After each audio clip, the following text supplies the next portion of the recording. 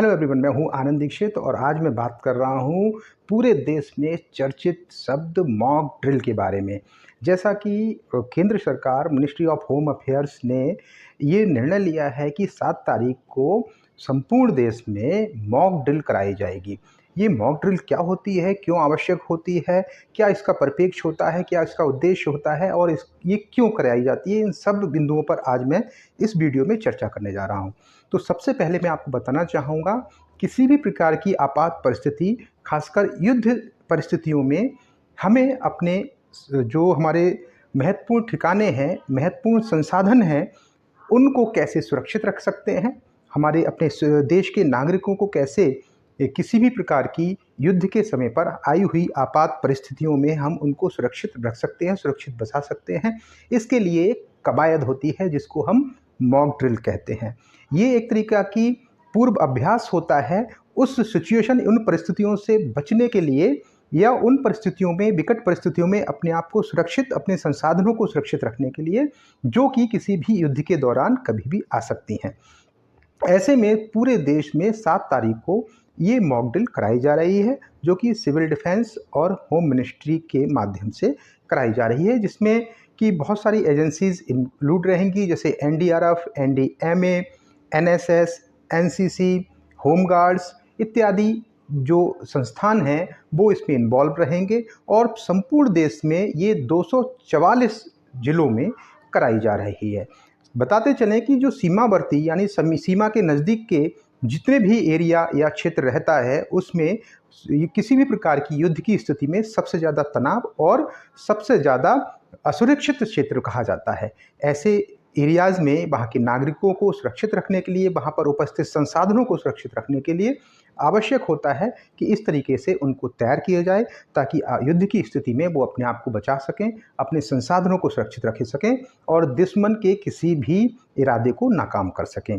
तो ये इस मॉक ड्रिल में क्या-क्या होगा इसके बारे में हम जानते हैं। तो सबसे इस मॉक ड्रिल के अंतर्गत कौन-कौन सी एक्सरसाइज परफॉर्म की जाती हैं, तो वो उसके बारे में जानते हैं।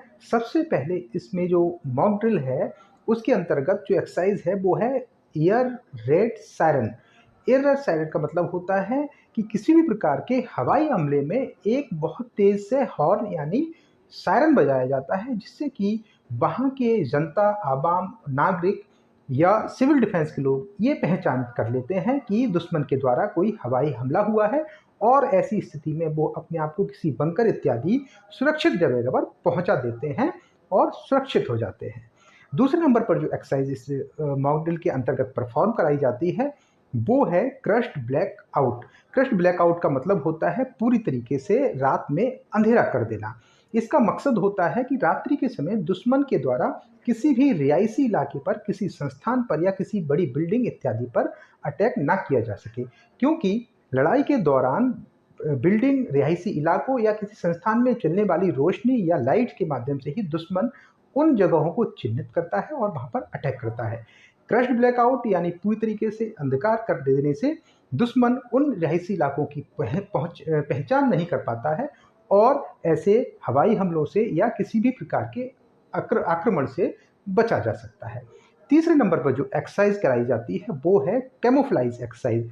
कैमोफ्लाइज एक्सरसाइज का मतलब होता है कि अपने महत्वपूर्ण संस्थानों, संसाधनों और सैटेलाइट, मोबाइल इत्यादि टावरों को दुश्मन की दृष्टि से, निगरानी से, अटैक से बचाने के लिए उनको कैमोफ्लाइज किया जाता है, यानी उनको ढक दिया जाता है।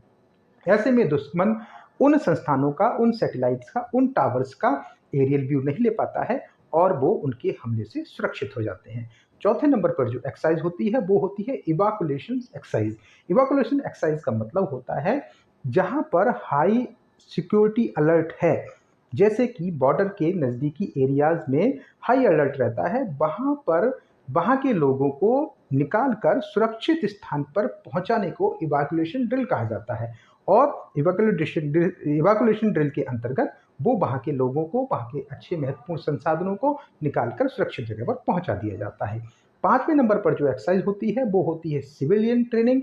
इसके अंतर्गत स्कूल, कॉलेजेस, एनएसएस और अन्य अन्य वॉलंटरी संस्थानों के माध्यम से सिविलियंस को, नागरिकों को जागरूक और सचेत और इस किसी भी विपरीत परिस्थितियों से निपटने के लिए ट्रेनिंग दी जाती है, उन्हें ट्रेन किया जाता है ताकि वे खुद भी सुरक्षित रह सकें और अपने आस पड़ोस के लोगों को भी सुरक्षित कर सकें। तो ये थी मॉक ड्रिल से संबंधित महत्वपूर्ण जानकारी, जिसमें कि सारी चीज़ों को मैंने कवर किया है। आशा है ये वीडियो आपको पसंद आया होगा। मिलते हैं एक नए अपडेट के साथ, तब तक के लिए जय हिंद।